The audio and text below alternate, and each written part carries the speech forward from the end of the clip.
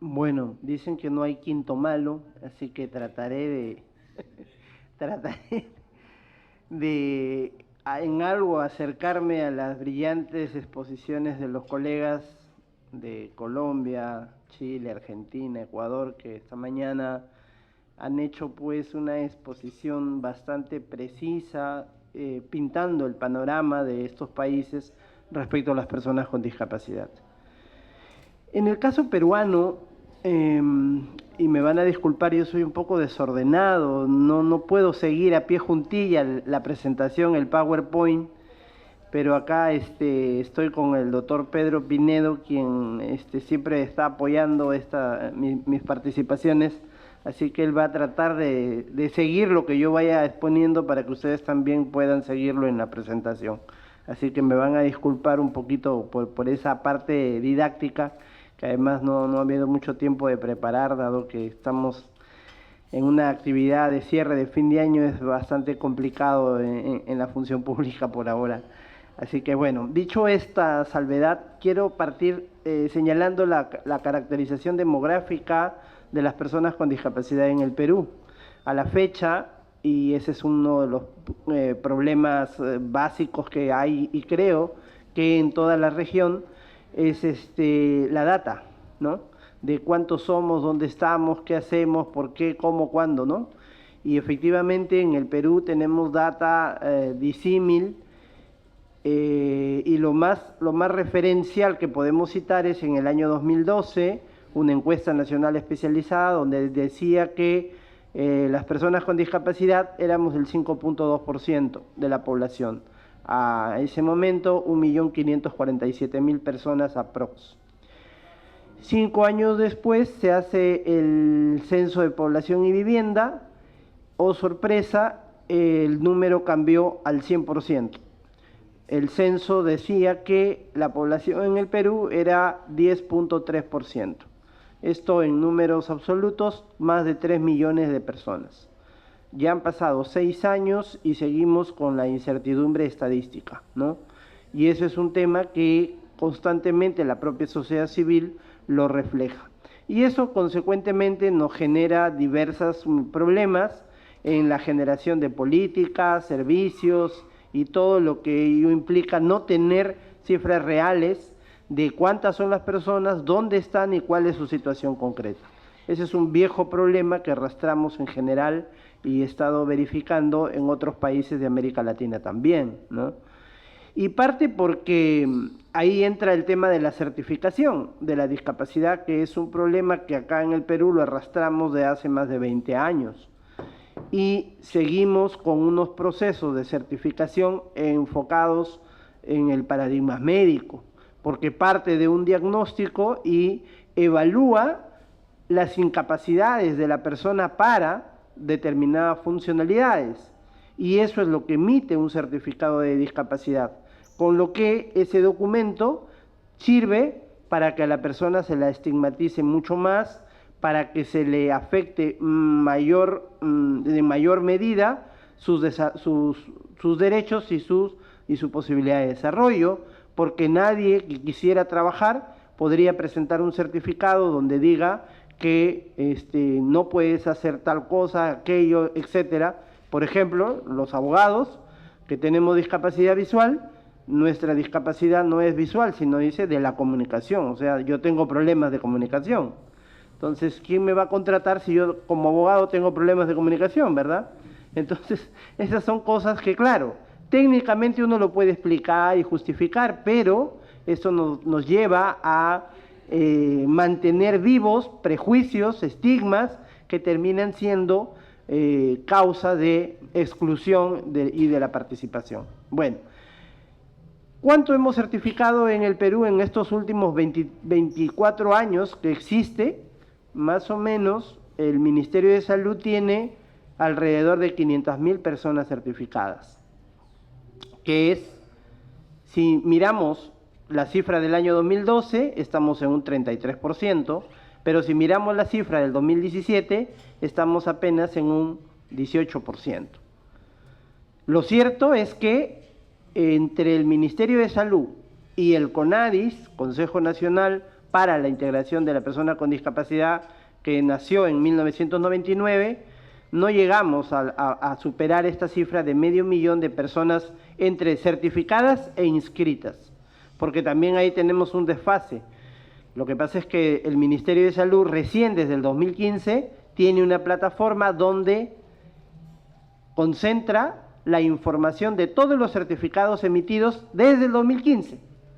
Sin embargo, el CONADIS tiene un registro donde están todas las personas que obtuvieron un certificado desde el año 2003.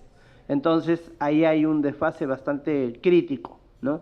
A veces el Ministerio de Salud nos pide a nosotros que les alcancemos los certificados de esas personas que ellos no lo tienen, ¿no? Pero bueno, ese es un tema administrativo, tecnológico, que esperamos que algún momento se resuelva, porque sí estamos trabajando en una estrategia para poder avanzar en el proceso de certificación. Dicho sea de paso que, si bien es cierto, está bajo la rectoría del Ministerio de Salud, hay un problema en el tema de que las instituciones responsables de emitir el certificado de discapacidad son de todo el sistema, público y privado, Fuerzas Armadas, policiales, etcétera.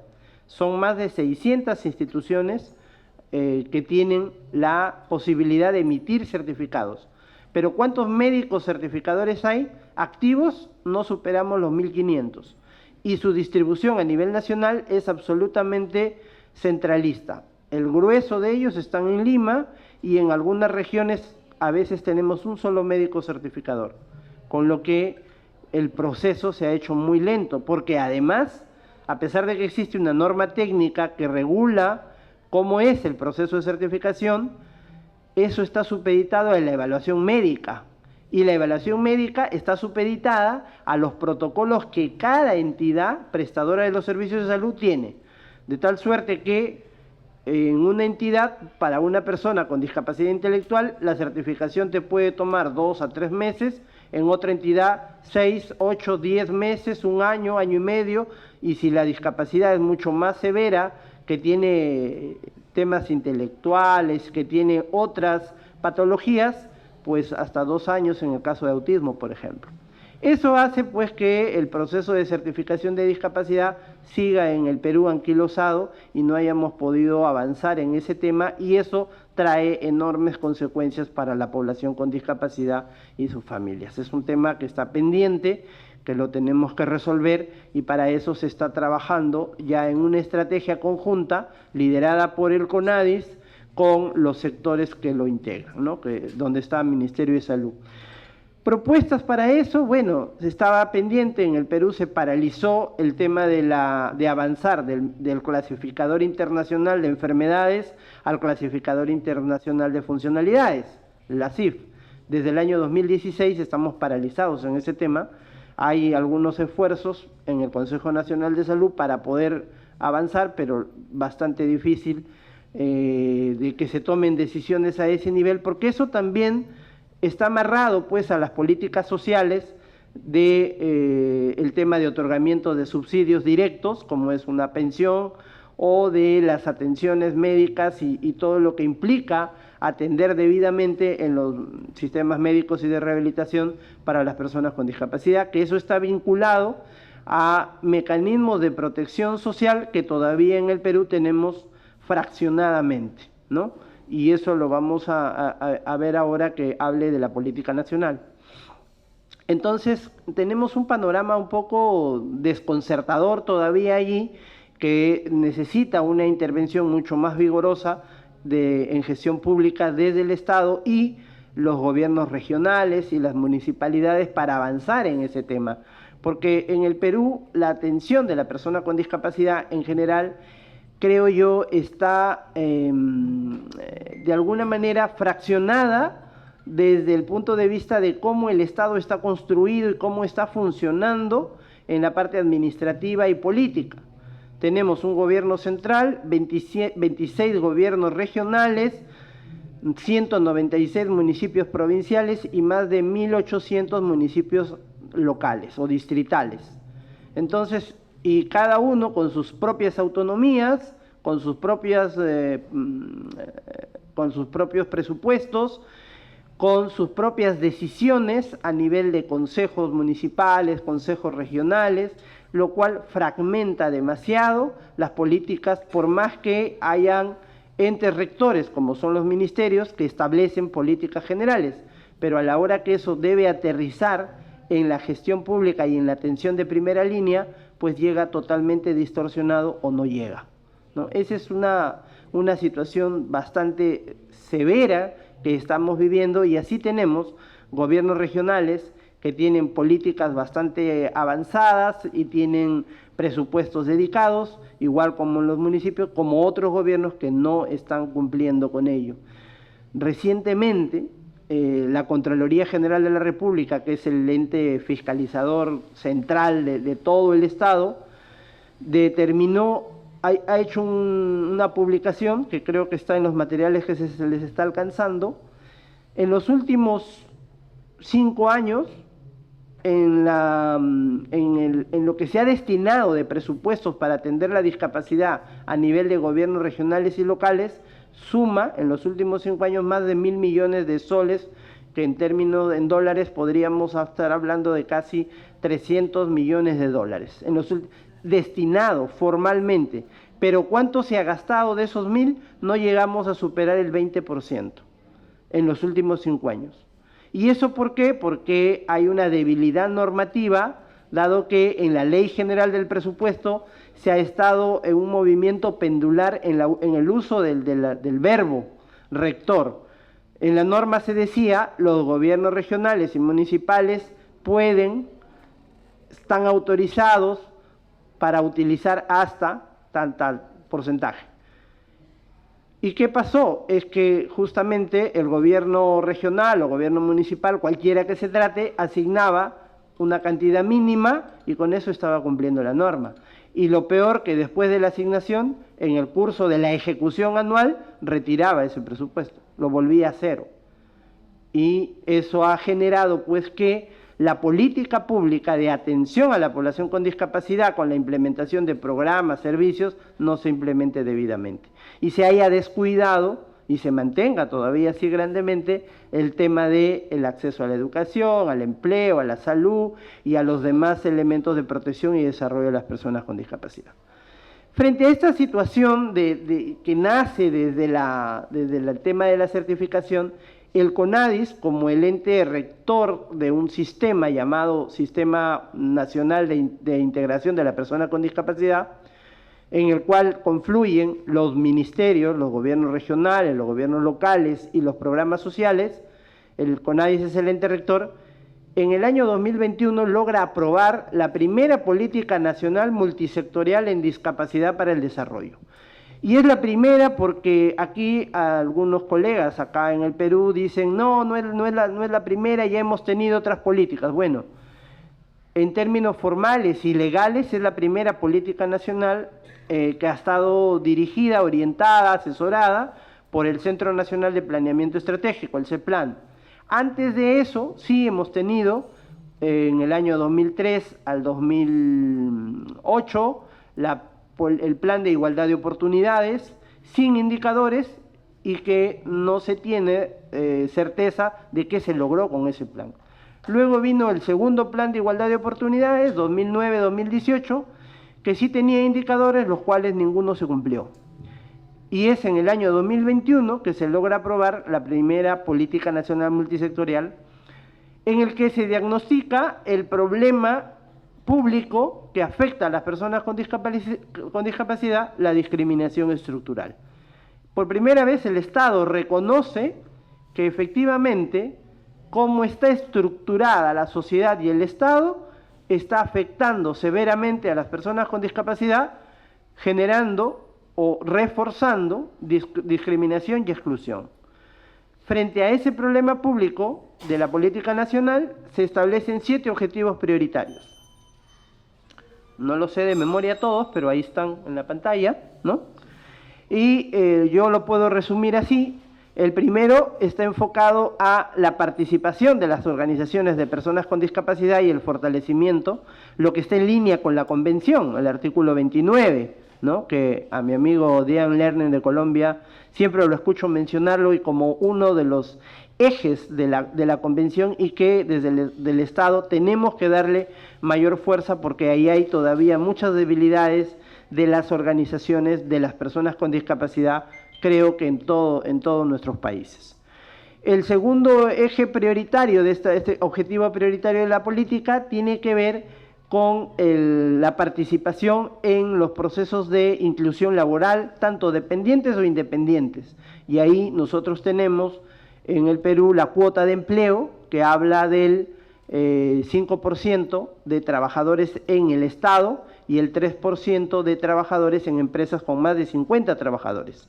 Aquí voy a hacer un paréntesis para comentarles que en los procesos de fiscalización que el CONADIS también está realizando, hemos detectado que aproximadamente solo estamos cumpliendo con el 1.6% en promedio de la cuota de empleo, con lo que tenemos una brecha de más del 3.5% en el acceso.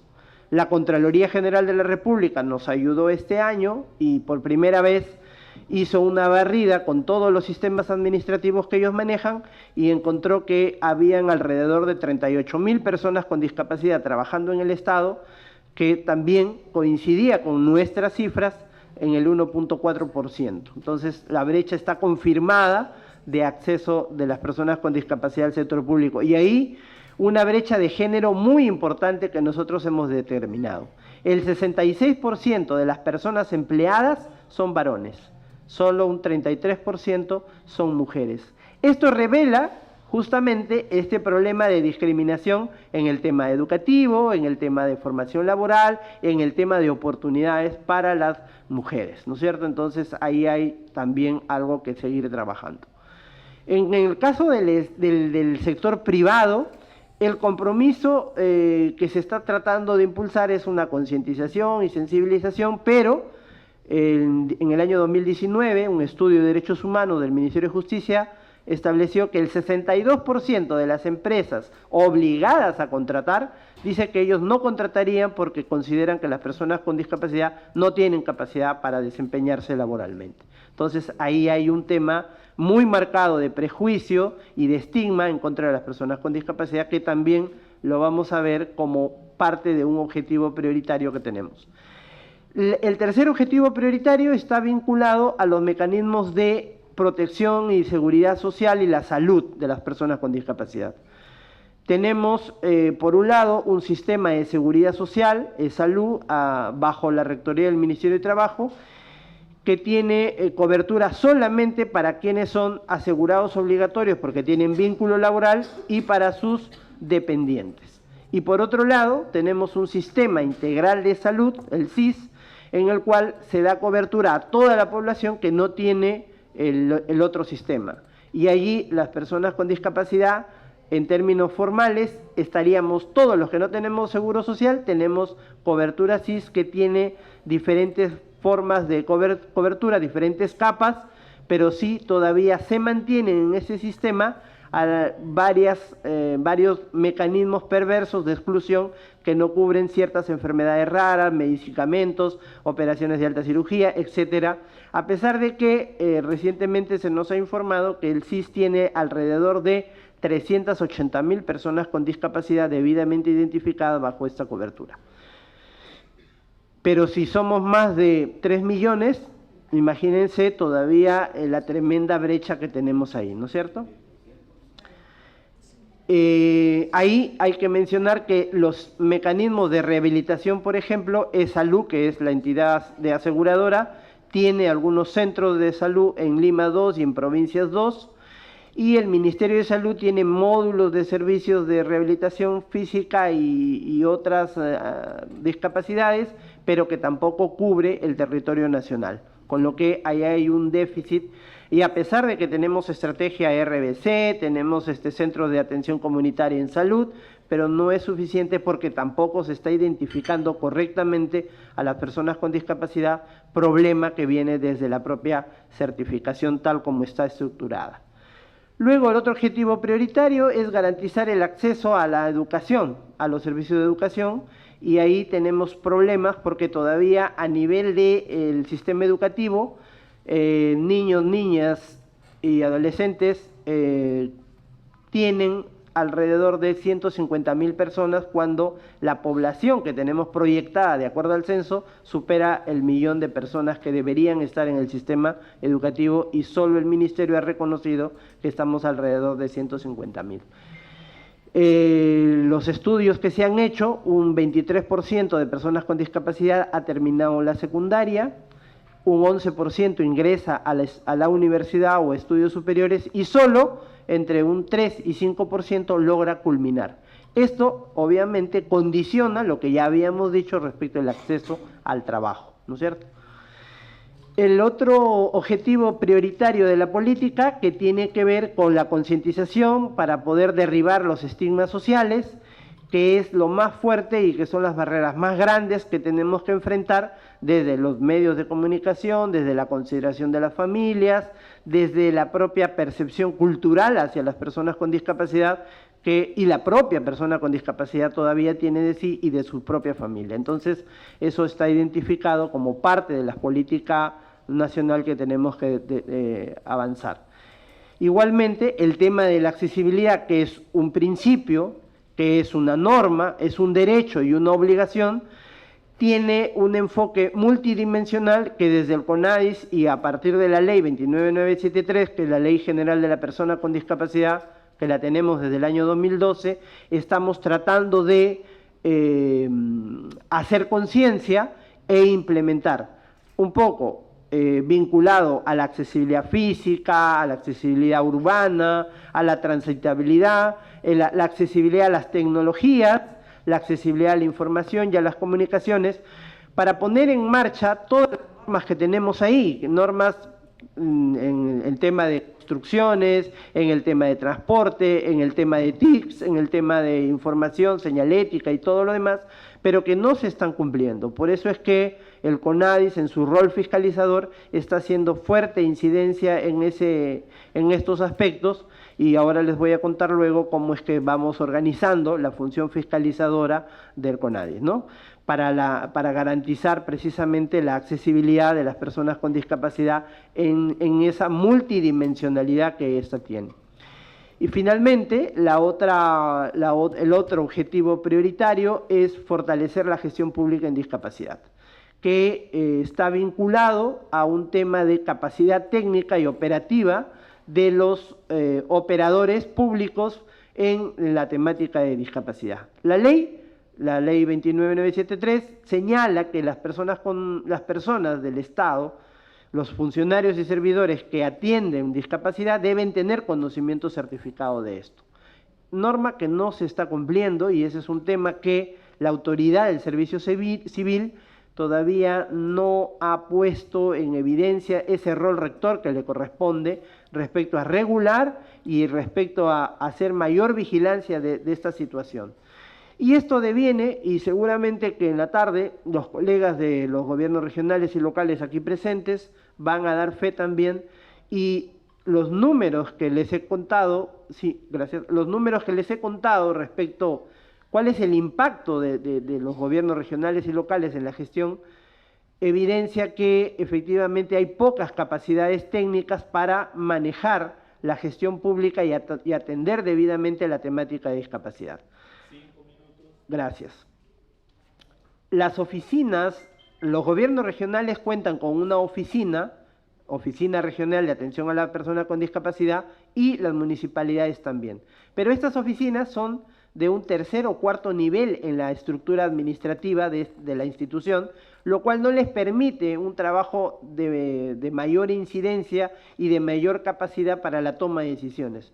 Entonces ahí hay problemas porque obviamente el jefe de la OREDIS, el jefe de la OMAPET, no es el que toma decisiones respecto a su presupuesto, respecto a la orientación, respecto a lo prioritario, y está supeditado a lo que las gerencias o los que toman decisiones a ese nivel, pues planifican o decidan o cómo utilizar o cómo no utilizar el recurso.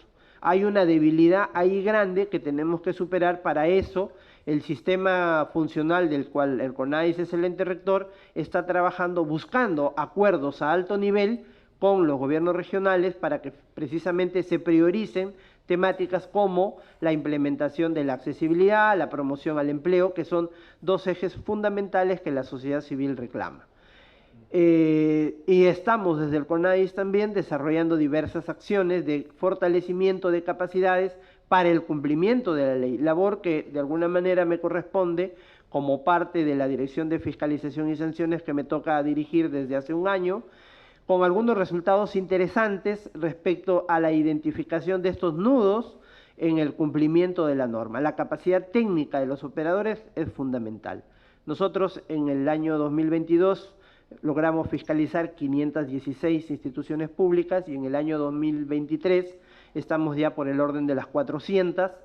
Hemos logrado imponer 200 sanciones a entidades públicas y privadas por más de 24 infracciones que contempla la ley, que no son todas las que debería haber y que no representan económicamente algo muy importante o muy grave para la entidad, pero sí nos permite tener data, nos permite identificar los problemas para poder luego hacer intervenciones no solamente a nivel de fiscalizar y sancionar, sino más bien de generar capacidades y fortalecer la gestión pública.